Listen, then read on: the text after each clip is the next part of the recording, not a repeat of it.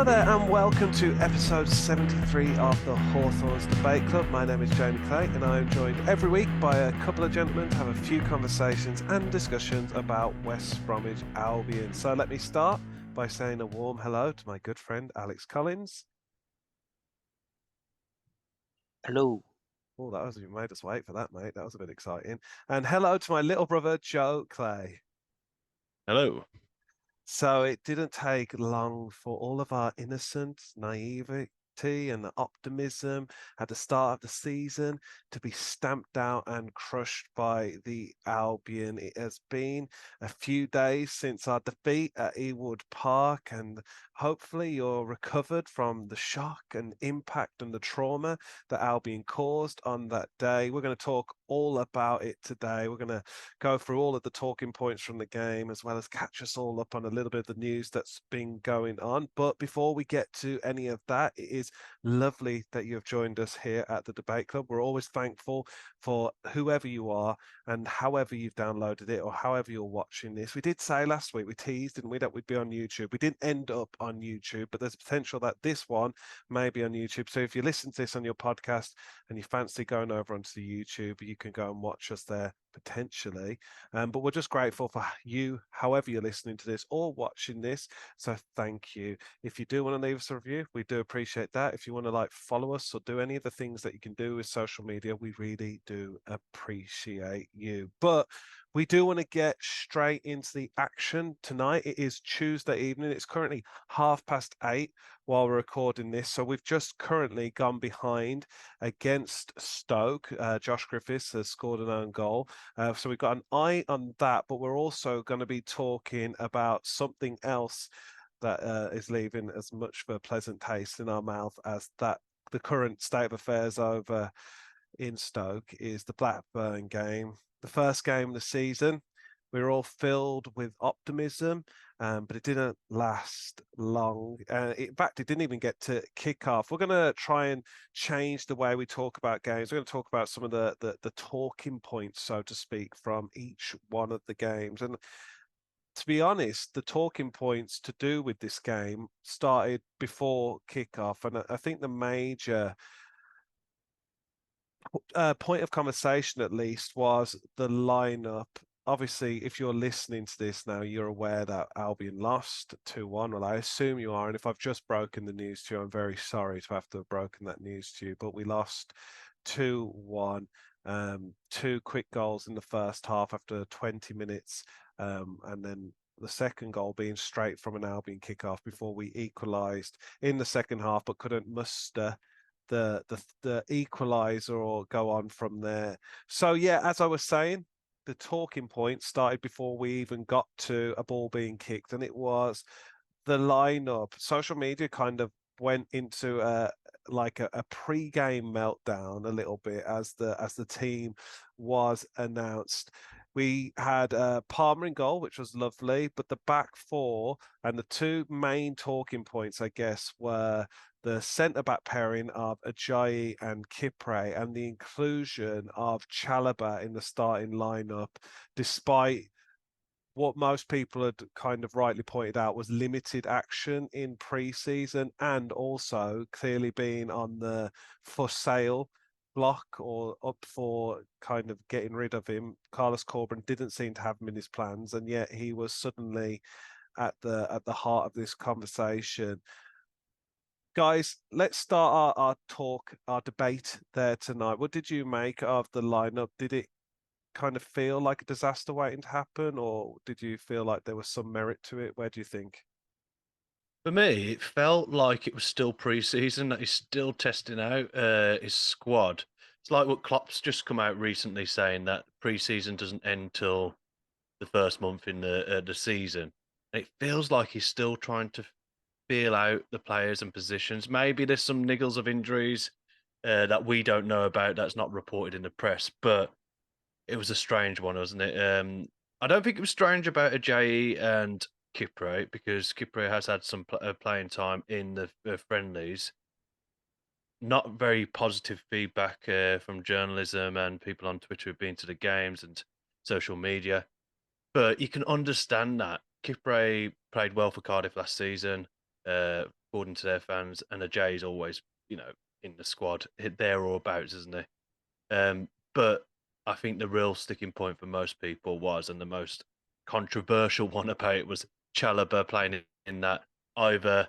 I think it was highlighted on the Albion website that he'd be probably playing in like the attacking part of the midfield, but from what we saw when it was on the pitch, he was playing with OK and Malumbi was playing as that attacking midfielder. I'd never thought we'd see the time when Malumbi was in that attacking midfield, but I can understand why he did it. The buzzing around, the pressure, all that on the defence. But the Chalobah situation didn't sit right with me before the game. I won't go into what I thought about him in the game yet, but Alex, any other opinions? Yeah, I think going into the game, I thought that Corberan had like a strange strategy. Like perhaps he was starting out like trying to fill the midfield and play tight and try not to concede, and then he bring on a load of attacking players like Sarmiento and Swift later in the second half when the Blackburn players had lost a bit of energy. They got a bit tired, but it was very very strange, and it obviously didn't work. I was surprised it didn't start at least one more experienced centre back like either Bartley or Poiters. But yeah, very very strange. Like you say, Joe, I think it did look very much like a pre-season. Look like he's testing. Perhaps he's even putting Chalobah in the shop window because he's trying to get rid of him. Maybe Kipre too. I mean, you could argue Moat as well. Should he have started? He's had a good pre-season. TGH as well has played well. Why put Chalobah above those players? Very strange, but yeah, obviously didn't work. And I suppose we move on. Yeah, I think I agree. I think I can, yeah, I can get my head around, like you both said there, I can get my head around Kipre starting. I think there's different reasons why people are hesitant about Kipre. There's this, as he proved in the game as well, he's got a bit of what people call, he's a bit error prone. He's got a mistake in him. And obviously it cost us one goal and arguably led to the first goal as well. He's a little bit temperamental. His concentration sometimes drifts. However, we've known and seen from Corberan's football that he does like to play out from the back. And I think the thing about starting Kipre and ahead of Bartley or perhaps Taylor, who's a bit inexperienced, or Peters, who struggled last season towards the end as well, is that with Kipre, you have got someone who can play the ball with a great. You see that he does try and make little passes into midfield. In fact, that's what eventually caused the second goal. So whether he executes on that is a little bit of a problem. I guess the difficult thing about Chalobah, and I'm not sure when Swift came on and stuff like this, he seemed a bit sluggish. Swift did, but with Chalobah, I don't think he played particularly badly in this game, but it was definitely a big surprise for me. And I think the thing that you want at 2 o'clock on the first game of the season is to feel excited and really like, oh, this team lineup's got me pumped for the first game of the season. But it felt overly cautious. I think if in my eyes, I appreciate what you said, Joe, there about Jason Malumbi, how he can press high and he can arrive in the box because he's got enough legs to cover the distance to get back. And then there was a couple of occasions where he did arrive in the box late, and if he on another day he might have scored 2 goals from his positions if he didn't have 2 left feet. But I understand the principle there, but also when you look at Malumbi, Chalobah, and am I giving that unnecessary amount of extra You are. pronunciation? Chalobah. Um, he and Yakushlu, you're looking at, if I was to just say on the scales of what they're kind of how they profile, I would say they all lean more defensive than attacking. So in theory, you had 3 more defensively, more game breaking kind of players than creative, progressive types. And so for me, the inclusion of all 3 at the kind of expense of a John Swift or an Alex Mowatt, people who get on the ball, is that unnecessary pronunciation? Yeah, get on the ball and want to play passes forward and want to create chances and seemingly have done well. I mean, the statistics about John Swift and his part in the squad last season spoke for themselves. Those almost as good as the stats we quote around Dara O'Shea. So I think that's for me. I just remember hearing the squad or someone sending me a photo of the squad on WhatsApp and just thinking, oh, is that it? Are we? It felt like it's a bit of a cliche, but it felt like we were playing for the point. Yeah, I agree. But just going back to Malumbi, it's like Corberan watched the night before Barry Bannon's performance against Southampton, where he's very similar. He just chases down every avenue, but Barry Bannon's got actually quite a good through ball. He's got that creativity and that creative spark. So yeah, it was just. I don't think Malumbi can play there again. He needs to be that box to box, doesn't he? Regarding him. Um, and Moet wasn't started because his hat wearing. I heard that through the in the nose on Yeah. Twitter. The Yeah, ITKs have revealed Megamind wasn't allowed his starting position. Let's get into the game then. It started off pretty strong. I think most people were quite pleased. Matt Phillips had an early chance. Matt Phillips, in fact, very impressive in this game. Seems to have really picked up the baton from where before he got injured last season. Really had a good game. Obviously got our goal as well. And we seemed to be in control for the first 20 minutes or so until what was a long ball over the top that Kipre tried to clear, didn't get clear very comfortably, and left Connor Townsend in a bit of an awkward situation where he had to sort his feet out quickly and do something, respond very quickly. He didn't. They seized upon it, and obviously they got their first goal. And this kind of leads to the first talking point because straight away from the kickoff, the ball is not backwards. Kipre, every time I say Kipre attempts a ball into central midfield. It's cut out. It leaves them short. They pass through a goal, and Alex Palmer's beaten at his near post. And obviously, social media is ablaze. Then instantly, Kipre has cost 2 goals. A lot of people's analysis of the game, or at least those 2 goals, was that Kipre's mistakes have cost us bad. The narrative surrounding Kipre and his error proneness, it all comes to the forefront. It was horrendous. Why have we got him in the team? What do you make about Kipre then in terms of the goals and his responsibility there? I think there's 3 or 4 talking points around Kipre and the defence. Is that after the first goal, yeah, that was a bit of a balls up by Kipre and Connor Townsend. But if you watch afterwards, Ajay and Kipre are all over the place. I don't know where they are. They're looking around. Where's the ball? And it's just messy, messy defending. But after they score that goal, most teams you see they've only gone one down in the first 20 minutes. You know, there's that raw, yeah, like let's get back into this. Let's start the game again. Let's go out. But there was none of that. Everyone's heads were low. It's 20 minutes into the first game of the season. You can't be that defeated straight away. We've been playing well, so I don't understand where that there wasn't that. And then as soon as the kickoff came, obviously it was passed back. Kipre tried to do one of those passes out to I think Yukushlu, wasn't it? He was upheated, and yeah, and I think the last talking point about that, and it is a bit of a harsh one. I think Palmer can do better, but the strike was it was pure, wasn't it? So I just think it's all over the place. I think Ajay and Kipre together are very similar minded players. They're looking around. They're very clumsy looking players as defenders. They're not very neat. They're not like you, Johnny, O'Shea's, your Macaulay's, those. And anybody like around that, Jonas Olsen was gangly, but he was neat. Neat at taking the ball away from someone. And I think that's my problem. It's not just Kipre. I think if you've got a weak player next to you, like a Jay, and vice versa, they both play worse.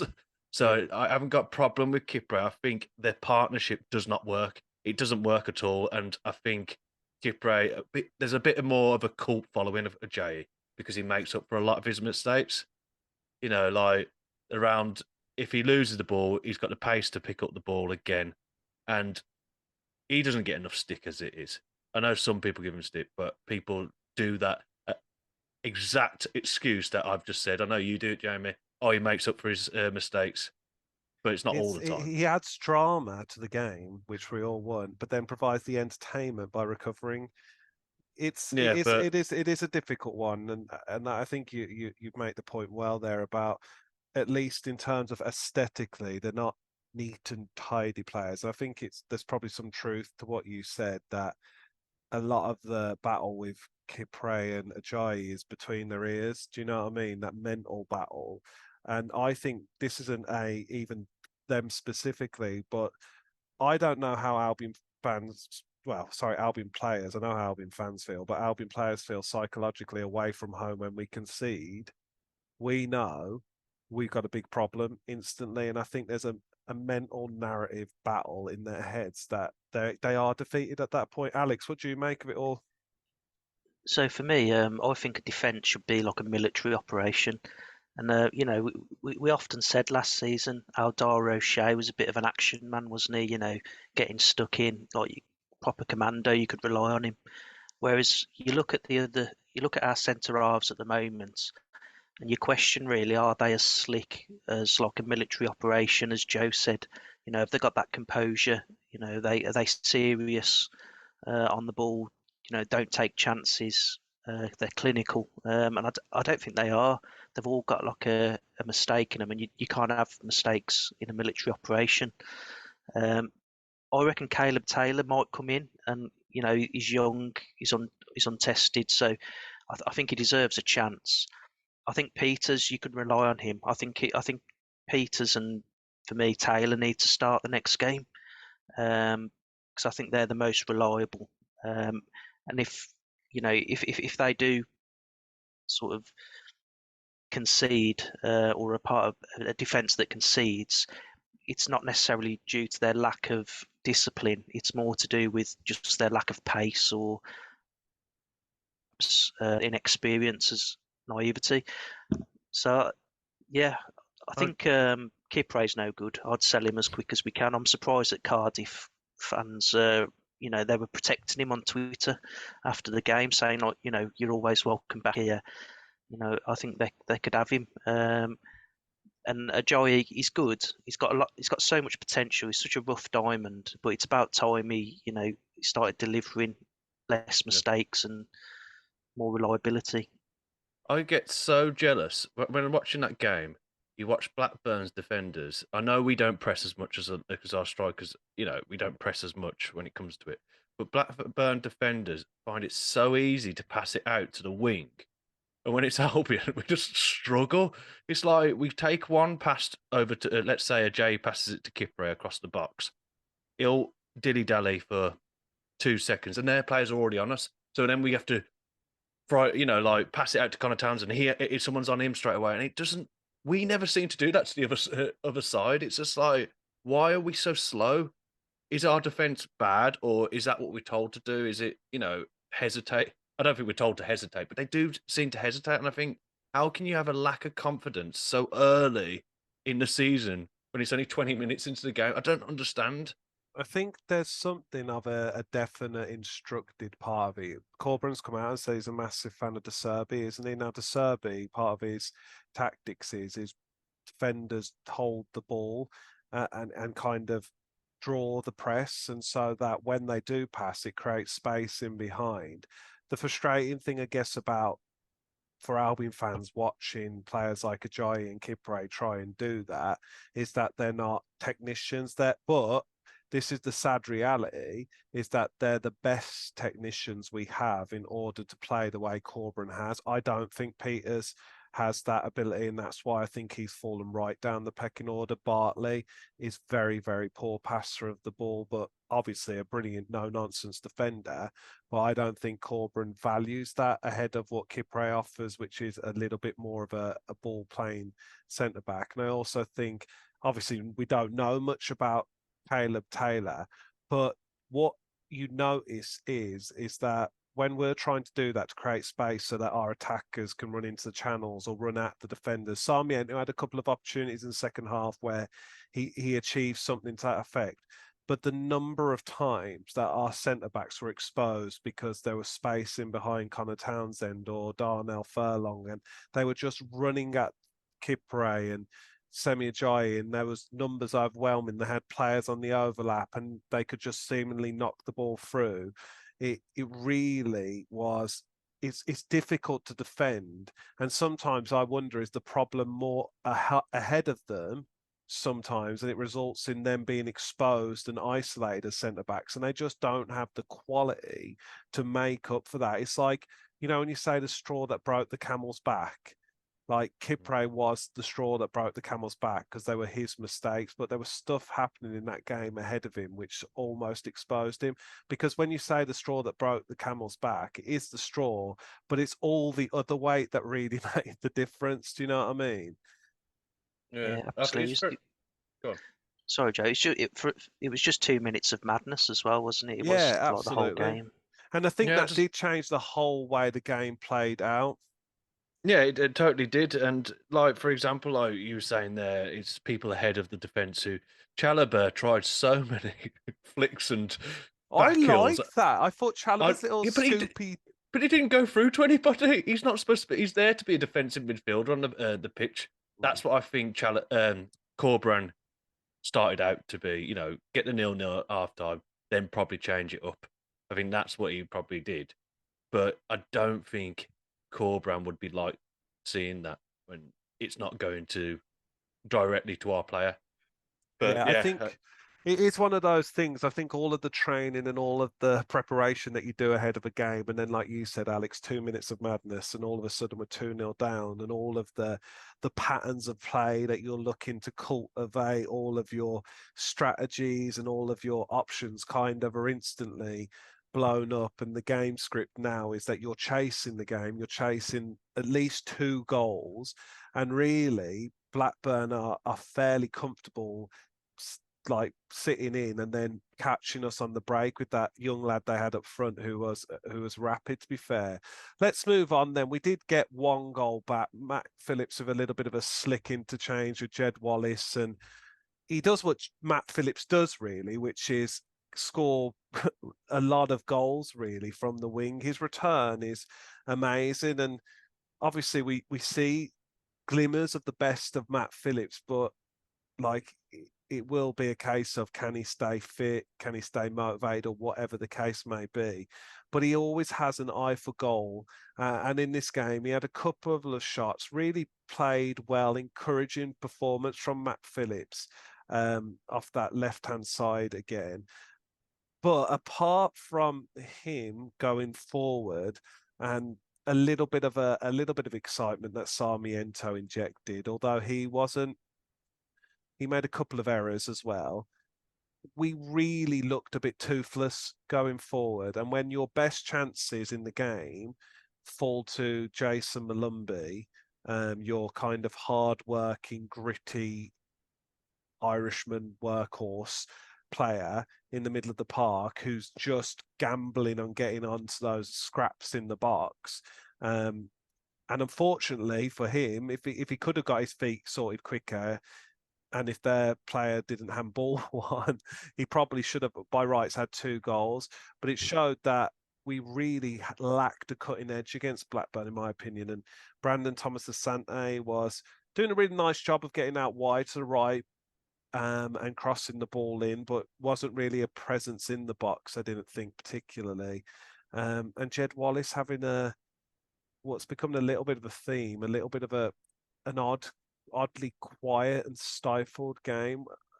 My 2 thoughts coming out of this game were defensively frail, but ultimately toothless as well. What do you guys think about the lack of goals and the attack as it was? I think it's toothless and a lack of pace.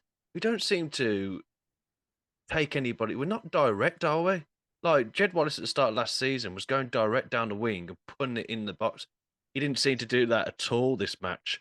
Sarmiento, the only person actually, sorry, before I go into Sarmiento, Matt Phillips did it quite a lot, but he still checked up, went back because there was no one in there. We only had BTA and Jason Malombi. It's probably the smallest people you can aim for in that I box. do like that they're not just chucking it in anymore, though. When you have got BTA in there, last season there was still this thing where you just chucked it in anyway, and it was pointless. Yeah, no, I do like that, and I think I understand that, but there's still no that directness. Like cutting into the box. Like Jed Wallace, I remember him doing a cross across the box, like you said. He didn't even look up; he just hit it. And I know people say it's footballer's instinct, but when you've got BTA and blooming Jason Malumbi, they're not known for heading, like scoring from there, are they? So it's just, for me, Sarmiento showed a bit of pace, bit of ingenuity. He likes to cut in, doesn't he? He doesn't like to go down the wing. He likes to cut in and keep passing it into the middle, which is how we scored through Matty Phillips. So maybe that may work, but I think he should have took Jed Wallace off, left Matt Phillips on. I know Matt Phillips is coming back from an injury, but had Matt Phillips on the left and probably Sarmiento on the right, or mixed it up over those two, because I think Matt Phillips, he's a fit guy. You could tell that he's not like gonna keel over, but I suppose he's got to manage his injuries. But I think we would have been more threatening with both of those on, and it shows when BTA. There's no one to bring on for BTA, is there? The guy was run ragged by the end of the match, and I don't want to talk about Swift because he's either injured or he wasn't fighting for his position. If that's what he's going to do when he comes off the bench, because maybe he needs someone with competition in that position, because he knows Jason Malumbi isn't really going to be in that position for the season, but maybe needs some competition because I don't know. He just seemed half-assed about it. Like, even when he was passing the ball, he doesn't normally pass badly, but he wasn't even reaching his man and stuff like that. So that's another one. I think that might be a one-off, but there's just toothless is right, and I think pace and directness for me. Yeah, it's my biggest worry is that we haven't got enough goals in us. That's the number one thing that keeps me up at night. But I do like Thomas Asante. So don't get me wrong. I think he's a great player, but he's not a lone striker. And he's also, for me, he's an impact sub, a bit like Solskjaer was. I think he can come on and when defenders are knackered, he comes on and messes them about, bullies them a bit. I don't think he's the finished article yet. I don't. I think he can improve his finishing, but there's the seeds of hope with Sarmiento and Madja coming in. Hopefully they'll inject us with a bit more creativity. There we go. I've said it, and I can see what's in Jamie's mind now. I'm not doing it now. We're on YouTube. Creativity bot. He's one for the radio, isn't he? Yeah, I've got a glimmer of hope that Sarmiento and Madja are going to come in and hopefully fuel a few goals, because that's what we're seriously lacking at the moment. I'm not too worried about the defence. I think that will sort itself out, but it's the attack that I worry about. I think, like you said, I think there was a couple of main issues for me, and I think Jed didn't quite look at it. I don't know whether he's not fit. I don't know whether he's just a bit fatigued or whatever, but it wasn't the same driving down the wing Jed Wallace that we're used to. In fact, I don't think he took it down the wing once, really. Really didn't seem to be even looking to occupy that space. John Swift, when he came on, I'm a big John Swift fan. I really like John Swift. Definitely a couple of strange passes in where he's almost dwelled for it, and you thought he was taking the time to pick out the perfect money pass, but then he literally just passed it directly to a Blackburn player, and it was a really confusing sequence of play. But there were some rumours going around on social media afterwards that perhaps he's not fully fit, and that's one of the reasons why he potentially didn't start. But it's interesting. I've just seen a little bit of data come through on the Twitter, or the X, or whatever it's known as now, and it says that we're actually one of the most direct teams in the league. In fact, we were the second most direct team behind Coventry, who are miles ahead of everyone else. With only just over 2.5 passes per sequence. And I think that did show, particularly when we were chasing the game. It became like no midfield and just lumping the ball forward and hoping it stuck. It certainly led to a number of really, really good chances with Blackburn. but ultimately it kind of showed that even when we're chasing the game and we're pumping it long, really we didn't create any clear-cut opportunities. There was one I remember where Sarmiento rode a few challenges and passed it to Jed, and Jed kind of like really timidly just fired it into the defender next to him. And there was another one where the ball came all the way across and John Swift had it like 20 yards from goal. And you're thinking shoot, and he lays on Jed, and Jed side foots it. It was really strange, like shot choice in that situation. And you just think it's interesting you said, Joe, they look like players playing with zero confidence, and that's really weird on the first game of the season. And we saw this at the end of last season. Like, our away form was so bad, and I just wonder how much of that still sticks in the head in this squad, that they really struggle on the road. But the real interesting thing for me is, could this game have been different had we got a few decisions from the referee? Obviously, we've already said that Blackburn weren't up to much before the 2 goals, and that massively changed the complexion of the game to the point where we were having to be much more open and expansive in the way we were trying to play, which left us vulnerable, and they really could take advantage of their 2-goal lead. But there was 3 penalty shouts. There's 7 yellow cards in this game. Carlos Corberan got sent off, and it wasn't a nasty game at all. I didn't think there's a little bit of niggliness, but nothing cynical or like evil about the game. But there was 3 penalty shouts, 2 in the first half, 1 in the second half, 1 for a kind of shoulder collision with Brandon Thomas-Asante, a second with Jed Wallace nips in front of the defender and his heels are clipped and he goes down, and the third for what I think is a relatively blatant handball where the player prevents a Jason Lumby shot going into the goal. Like, refereeing performances shouldn't be the reason that we don't win matches, and I think you're onto a bit of a loser if you as a fan base, you're constantly blaming referees for not picking up enough points. But that being said, should we have had 1, 2, 3 penalties in this match? What do you guys think? I think we should have had 2 penalties. I think first one, no, it was a bit of a weak. It was BTA weak shoulder barge, and yeah, it would never even VAR was there. They'd looked at it and it's a bit weak by BTA.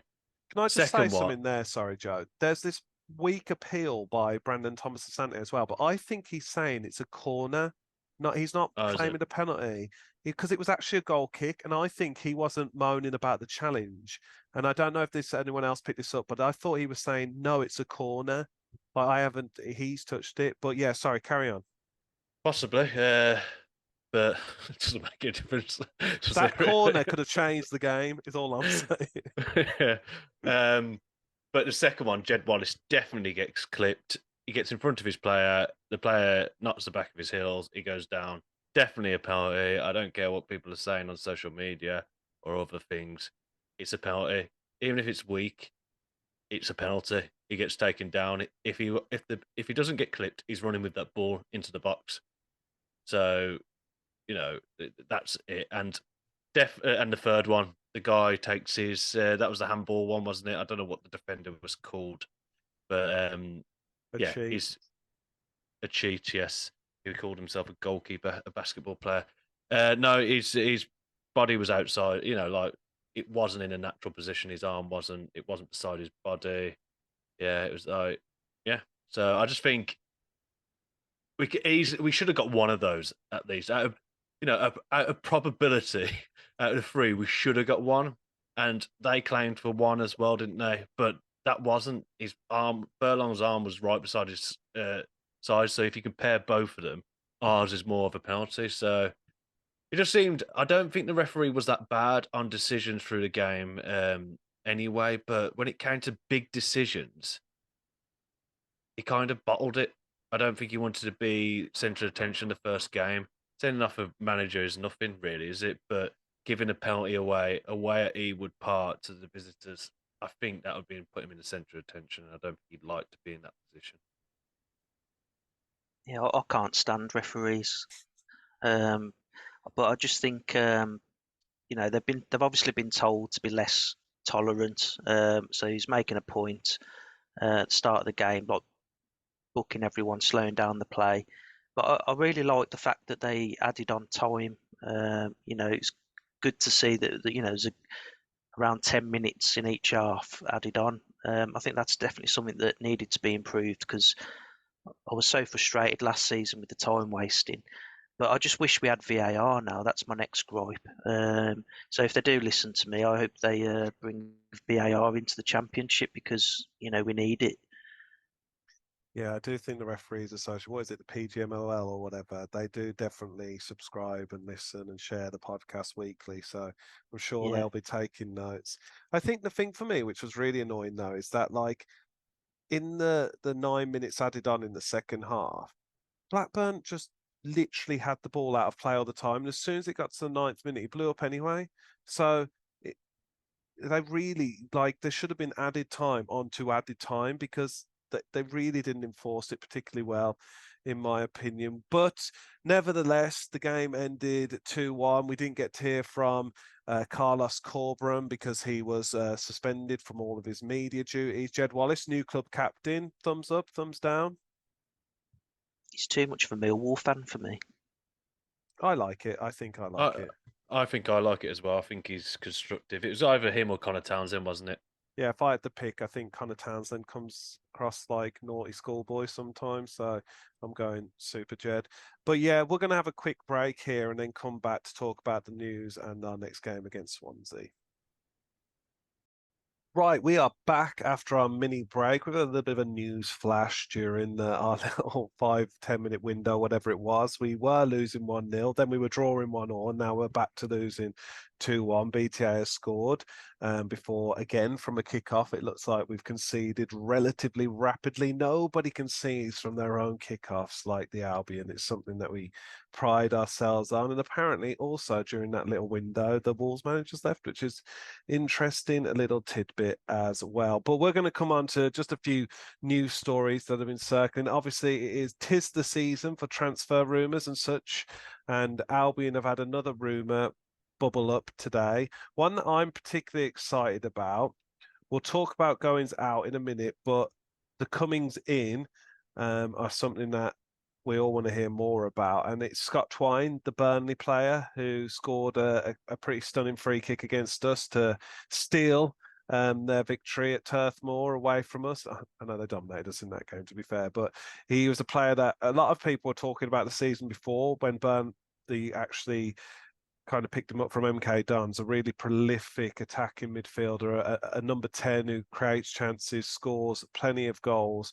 There's been a few links, a few tenuous links today to us. It's one of the areas, as you've already said, Joe, that we don't have a lot of depth and competition. We had Tom Rogic last season, didn't really work. And this season, it's just John Swift, apparently, who's going to fulfill that entire role. So we could do with a bit of cover there. I don't think it's the place we need the most amount of help, but what would you think about us signing Scott Twine? I think he's a quality player. His free kick against us, who got the 3 points away at Burnley last season, was quality. And yeah, you mentioned it. I think it was when we were talking about it before last season that you'd like him because we knew he was leaving MK Dons, and there's a few rumours around there. But this one really seems like the gossip column. You remember on BBC where you could just go to the gossip, and yeah, I think they have it on the Birmingham Mail. I think it is just gossip. I can't see us getting. He played quite a lot in. I've read that he played a lot in Burnley's pre-season. And company obviously liked him last season, so maybe he's not in the picture for him. But I just think some other team will come in if he is on the market. There's a lot of other teams who can offer a lot of money, like someone like Leicester, someone like that. I could just see him going to another team who's chasing that automatic promotion space. Not to put a negative spin on it, but yeah, he'd be a great player for us. But I just can't see that happening. We don't seem to have the look at the moment. It'd be a great look if that. I think that could kind of turn our season to a bit more. Well, we've been saying that we're lacking. This toothless part of the Albion, but I think he could be that creative spark with John Swift alternating, coming on after half time. That I think it just two quality attacking creative players. That's great to have, but like I said, I think it is only gossip. Al, do you want to puncture the balloon anymore? No, I don't think I can add anything other than, yeah, I'd welcome him with open arms. Perhaps a different question to you, Alex, then. What areas of the squad, obviously we've seen pre-season now, we've seen the first game of the season. Where do you think the big holes in the squad are?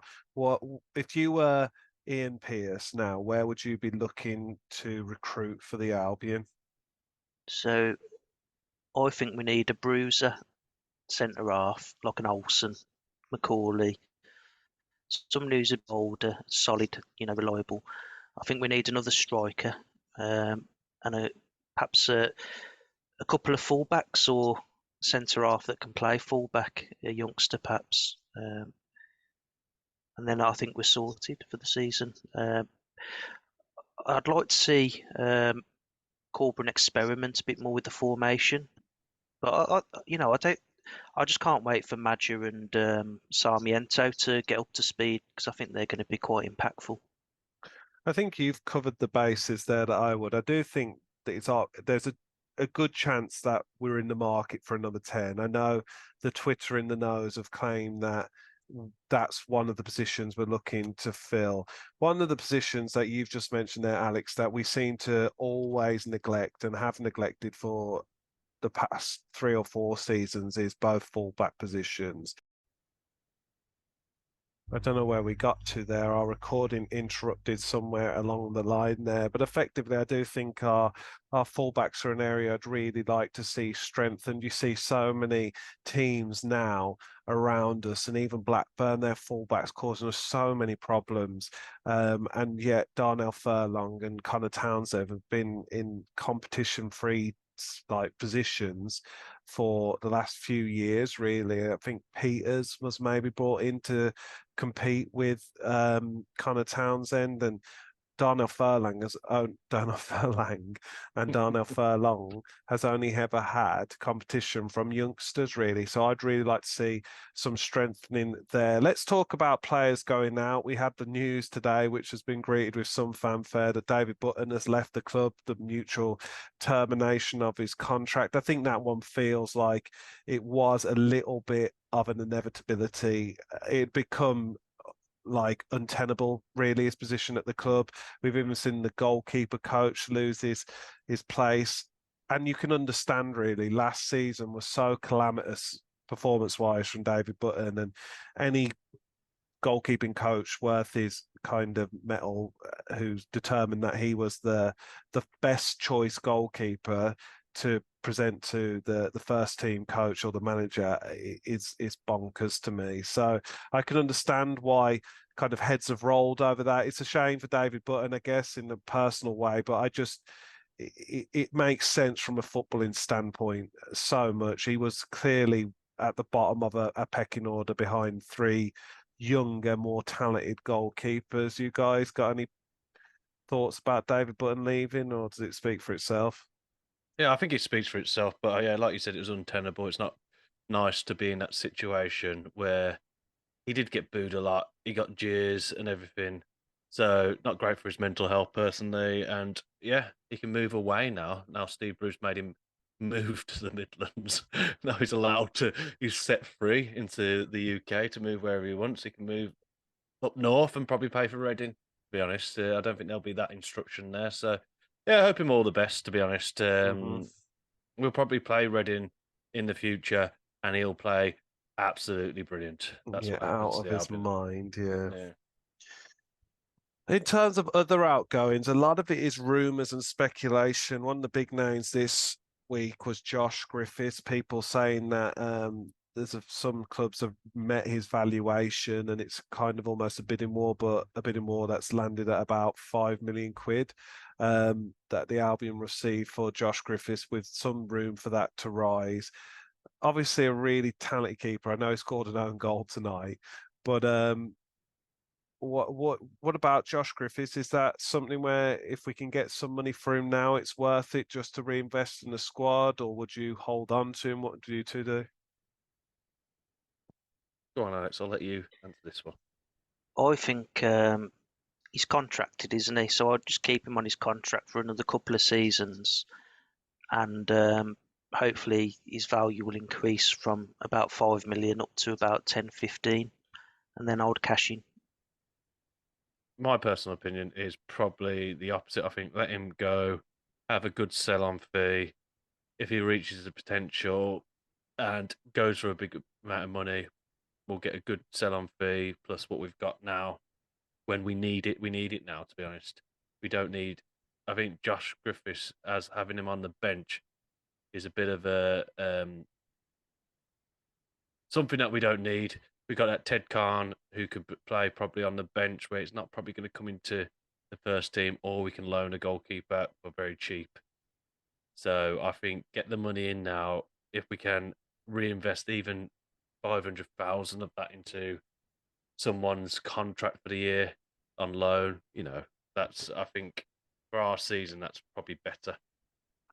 I think the thing for me is I'm torn, so I probably represent the middle ground between you two. I recognise that there's no smoke without fire regarding his talent. He's obviously well thought of in the England setup. He's obviously well thought of at the Albion, really young. So you'd imagine that the ceiling's quite high, and therefore, like you said, Alex, the potential fee in a few years down the line could be astronomical with what people are paying for keepers at the moment, particularly young English ones. Um, but then at the same time, he's we need something to break the deadlock with a lot of these incomings that we need money, and whether that's him or Grady's another player that's being touted as potentially making way to clear the books, to get some like revenue in, to get some more players in. And so I think for me, it's one of those ones where I also don't trust that Palmer will. You never hear about goalkeepers getting injured really much, and then when Palmer got injured, and suddenly we're down to like a third choice keeper, or we've got to go and get another keeper, and it feels like it might put us in that position. So I'm not sure really. I'm just going to have to sit on the fence a little bit with this one. The other two players that have been mentioned, we have spoken about them, was Grady and TGH. Obviously, again, there's opinions on both sides of the fence, I guess, as to why there's positives to keep them and why there's positives to sell them on. Perhaps if we can just get your guys' kind of thoughts and impressions in like a kind of hot take, whether you'd keep them or sell them for both of them. PJ tried to sell him because I don't think he makes any impact at all. To be honest, nice having someone who's been came through the ranks at the Albion, but I think for me, he doesn't do it for me. If he was playing for another squad, we wouldn't be looking to sign him. So, I think he's not good. And Grady, if we don't sell him, that isn't the biggest loss. I think he's going to be great coming back into the team, maybe off the bench, because he is an impact player. We saw that last season. His best football was when he came off the bench for that last 30 minutes when the teams were running a bit ragged and they couldn't put three people on him. They'd have to, like they were tired and stuff. So I'd try and keep Grady and sell TGH personally. Well, I think my opinion, like, is that so these two players are quite young, and I think I really like the Ajax teams of old, where they play a lot of youngsters, and even if you look at teams like Arsenal, quite I think it would be a real shame if we sell two of our younger players, that have got potential. Um, whether that potential was ever realised, we'll never know. But I think it would be a dark day for me if we lost TGH and Diangana. I prefer to keep him. Diangana's my favourite Albion player. I love watching him. I think he's an exciting player to watch with his skills and his ability. And he can get much better as well. yeah, I think I liked watching Dean Garner 3 years ago for about 4 months, but I think we've seen the best of Dean Garner in an Albion shirt, in my opinion, and it was a few years ago. And there's been glimmers of it, and I know a lot of people speak about his defensive work and a lot of other things, but really, the player that we had in Dean Garner isn't the player we now have. And I think for me, if some club is willing to come in and spend the figures that have been knocked around like 7 million quid, it just you bite their hand off really, because for me, he's not worth anywhere near that anymore.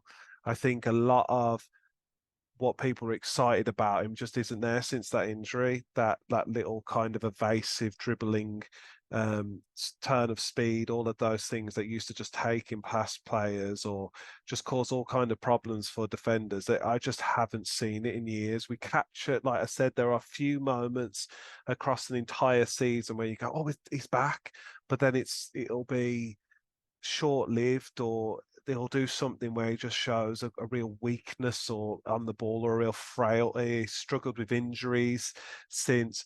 TGH is a different one for me again. I think, like you said it well there, Joe, that he's not a player that if he wasn't a youngster at the club, I don't think there'd be anywhere near the level of enthusiasm around him. One of the things that people have said, again, because he hasn't really nailed down a specific position in the team, that hurts him quite a lot. He's a little bit reckless in possession. There's a few times where he's given the ball away, but then he does show moments of quality. The goal against Salford, was it, where he kind of dribbled around the defences at the outside the box and finished really well. You know, there's a player in there. He gets compared to Sam Field a bit, doesn't he? Like the one that got away. And again, for me, when Albion released Sam Field, it's a little bit of hindsightism or whatever. Like at the time, it made sense for Albion to release Sam Fields, and if we release TGH or we sell TGH and we struggle and we go down and he goes on to be a brilliant player, I don't think that makes it necessarily the wrong decision. I just think that you have to kind of evaluate on face value at the moment. And for me, TGH isn't going to figure massively in Carlos Corberan. And could the money that we get for him be reinvested into some player that does figure highly in Corberan's plans, then I'd be willing to back that ahead of TGH presently, I think. Right, well, that's kind of all the news and tidbits. Shall we move on to the Swansea game, our first home game of the season? Swansea are a team I just dread every year playing against. They're always, no matter who the manager is, I know Russell Martin kind of popularised it at Swansea, this small, short passing, really kind of distinct tiki-taka way of playing that Swansea always play. And whoever it is, wherever they are, they always seem to cause us massive problems. They always look like a quality side in possession. And I'm just across the years a little bit haunted by Swansea, particularly away. So at home, it's not as devastating. Got a really good lineup. Although saying that, they've drawn their first game of the season against Blues. And again, it's difficult to gauge at this stage of the season how much does that mean. Blues are a lot of the media darlings, a lot of dark horse people really excited about what Birmingham have done, their recruitment. So that could be a really good result. A draw against Blues could be. But at this stage, they've got a few players. They've got Jerry Yates up front, the player that we were linked with at one point, the striker from Blackpool, who's always scored goals. In fact, he's already off and running in terms of his goal scoring record for Swansea. Now, Matt Grimes always causes us all kinds of problems, absolutely dominates midfield whenever we play against them. Again, really seems to dictate play, the tempo of the game. Great passing ability, really kind of like pulls the strings from midfield, like what we'd want. So I am concerned going into this game a little bit, but I don't know whether it's because of like pre-existing emotional conflict within me or the reality that Albion perhaps are not as strong a side as Swansea anymore. What do you guys think? I think my biggest threat is Joel Puddle. I've looked at the pronunciation of that. Did he score? Was he the one who scored at like the last second of last season? He did. Yeah. He's probably averaging over. I think last season he got 19 goals, and the season before I've looked up, he got 22 goals. So prolific Championship striker. There was interest in him in Premiership. He hasn't gone. He's obviously a quality striker, and with our defence at the moment, until we find that right partnership, I think it's just easy for a striker like that, just take advantage of it and score goals. It really, really frightens me, to be honest. I know we're worse away to them. We lost them last season 2-0 at home, didn't we? I kind of remember. I think they were scored a couple of late goals or whatever. But I think that was early in the season under Steve Bruce's tenure at the start of the season again. But I can't see. I know last week was so positive about the Albion. It's already gone. But I don't know, to be honest. We're at home. It's going to be the first game of the season. I think that does change a lot of it. That everyone's going to be excited. Hopefully, that can go into the performances of our players, and we have a more positive lineup from Corberan. So I just think it's going to be a difficult game. I'm going to give my prediction though. At the moment, I will do. I think we're going to lose 2-1 because that seems to be the result that we like to choose at the moment. Just because we're losing at the moment, I think it's in the final minutes of Stoke. We're losing 2-1 again. And I think BTA probably will score because I think BTA is going to be the striker for the foreseeable till Madger's up to speed. Yeah, man of the match. Don't think you have a man of the match if we're losing, do we? Can we not have a man of the match? So I'll let you, Alex. What do you think? I'm quite scared going into Saturday. I think it'll be a really difficult game. I don't think they're going to annihilate us, famous last words, but I don't think we're going to beat them handsomely either.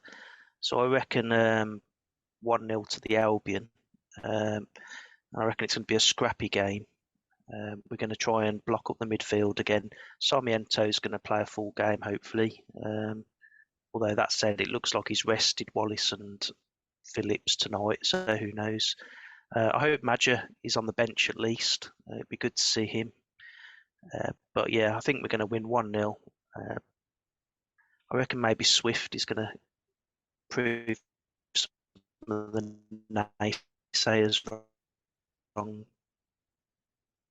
Alex has turned into a cyborg midway through that sentence, and I think he may have gone. He's either holding. Oh, he's there.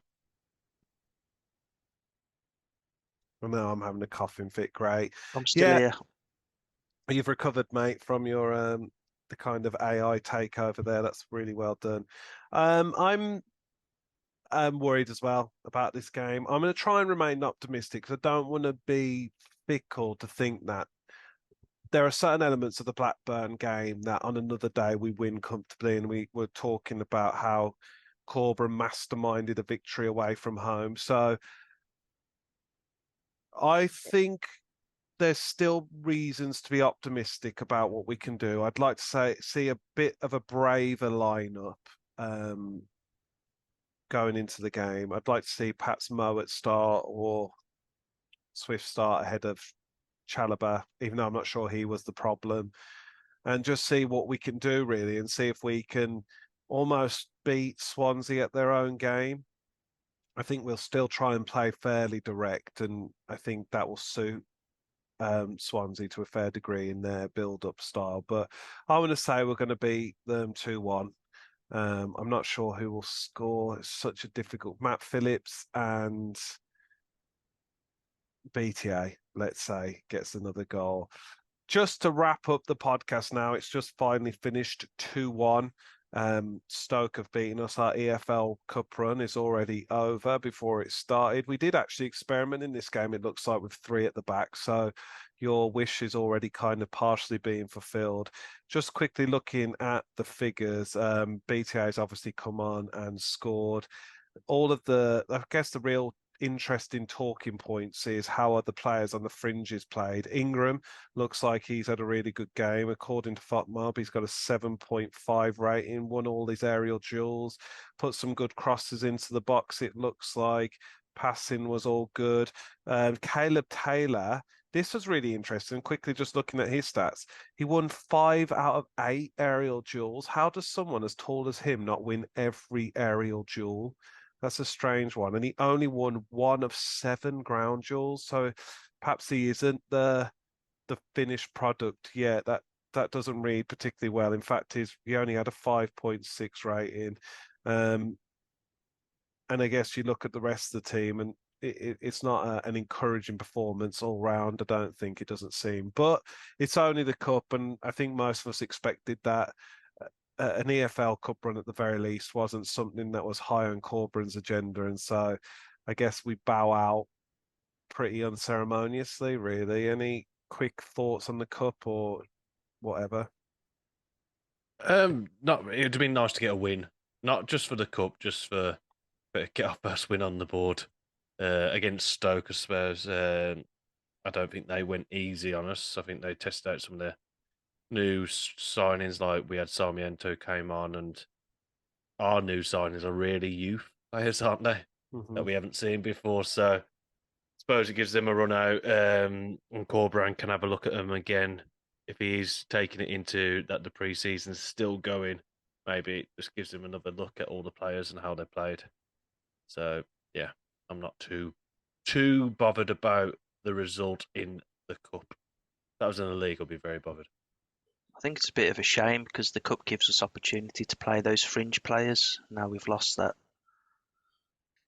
Yeah. Indeed. Well, we'll leave it there, I think, boys, in that kind of deflated note. Hopefully, next week we'll have something a little bit more joyous to talk about. A first game of the season, a first victory of the season, all a return to Hawthorns, and the fanfare and the optimism will be back. And then we smash the end of the transfer window and we all feel right as rain, and it's all upwards from here. So, on that happy, optimistic note, all that remains for me to say is a huge thank you to you, Alex Collins. Cheers. A huge thank you to you, Joseph Clay. Cheers. Thank you for listening or watching the Debate Club this week. We love you all, and we will see you all next week. Sweet dreams.